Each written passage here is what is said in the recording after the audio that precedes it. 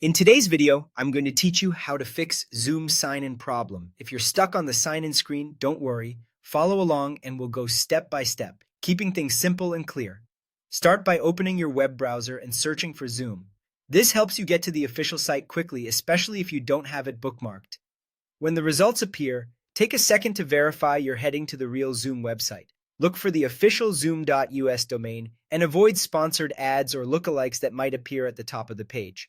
Once you're on the official Zoom page, find the Sign In option, usually located in the upper right corner. Click it to reach the login screen. If you remember your credentials, go ahead and sign in. If you can't, that's where the next steps come in.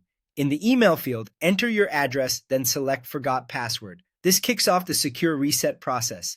Zoom will ask for the email registered to your account so it can send a reset link or verification code. Open your inbox and look for the message from Zoom. If you don't see it right away, check your spam or promotions folder, just in case. Copy the code from the email, return to the Forgot Password page, paste the code into the verification box, and click Next to proceed with the reset. Follow the on-screen prompts to finish. Keep your browser tab open while you retrieve the code so you don't lose your place.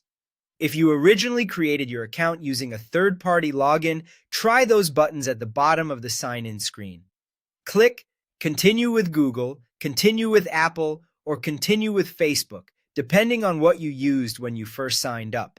This is important because accounts set up through those platforms won't accept a separate Zoom password until you convert or change your login method. Sometimes, external security tools or network settings can interfere with Zoom's connection. If you're using a VPN, turn it off completely and try signing in again. VPNs often route traffic through different regions, which can trigger extra security checks and block the login. Temporarily disabling the VPN helps Zoom establish a clean, recognized connection to its servers. After you've successfully signed in, you can re-enable it if needed for other tasks. That's it.